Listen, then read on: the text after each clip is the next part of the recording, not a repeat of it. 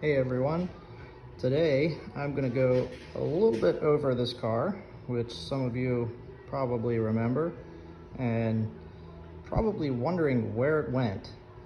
Honestly, it hasn't really been on the street in about 2 or 3 years. And the reason for that is, well, there's a couple reasons, but mostly the last time that I had it on track, it had a couple of issues.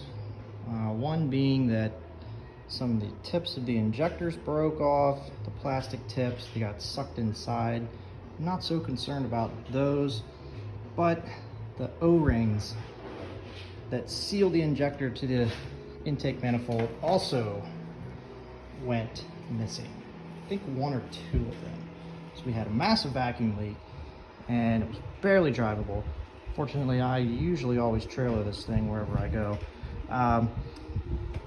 Another reason is that ever since I've built this engine, I've had big problems with valve lifter tick and tried a lot of things to try to remedy that.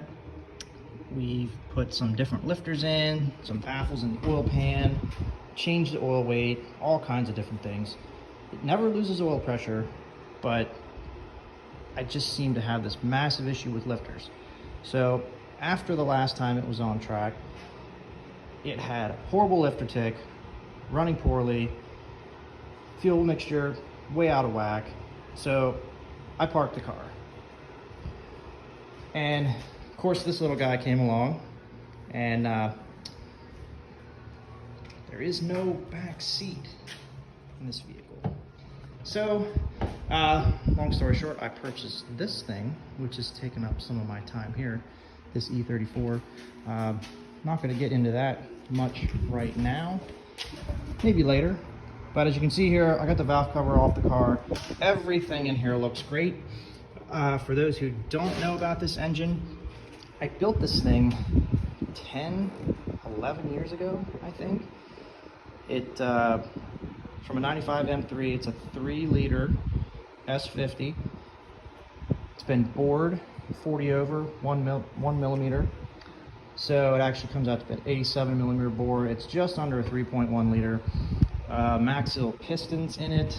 Everything else in the rotating assembly is factory.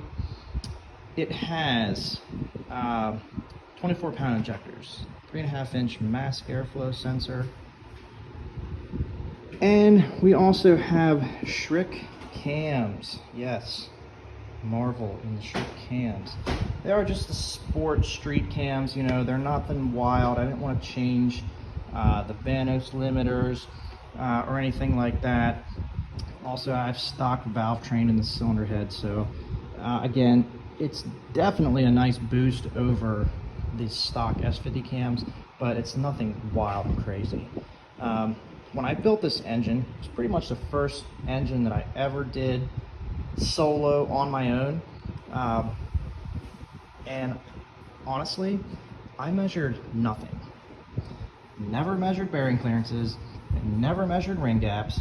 I threw this thing together, had hardly half a clue what I was doing, and the thing has been great, with the exception of that valve lifter tick.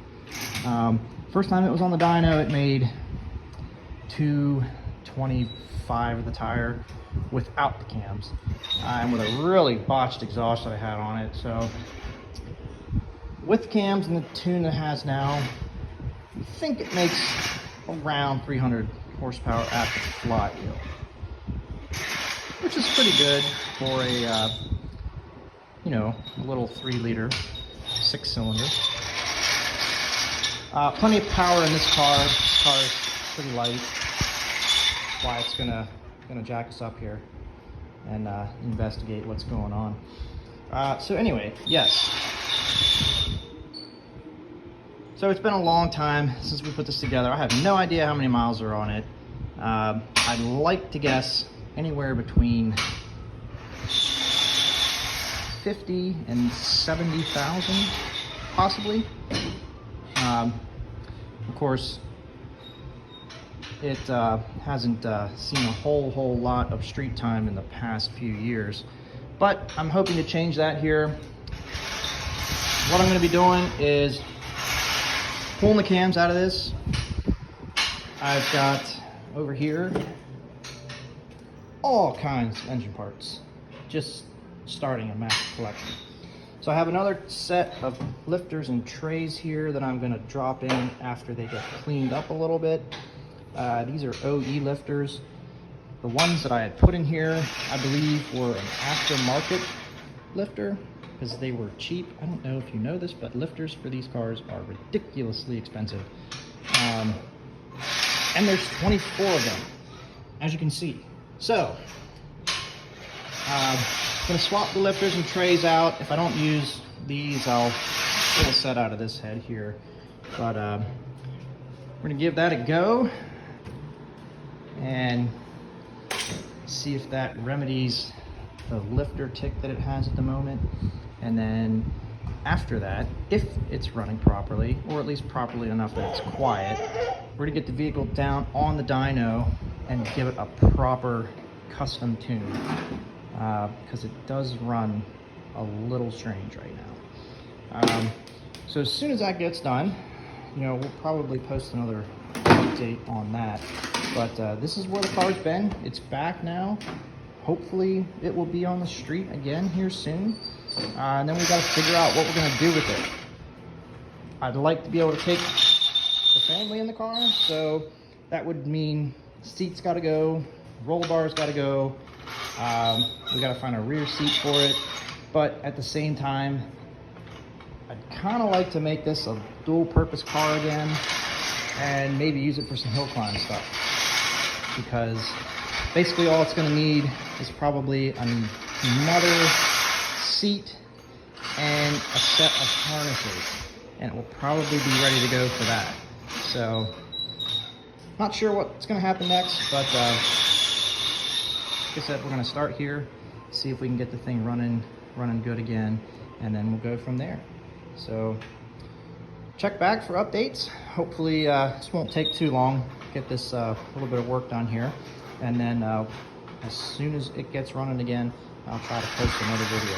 All right, till then.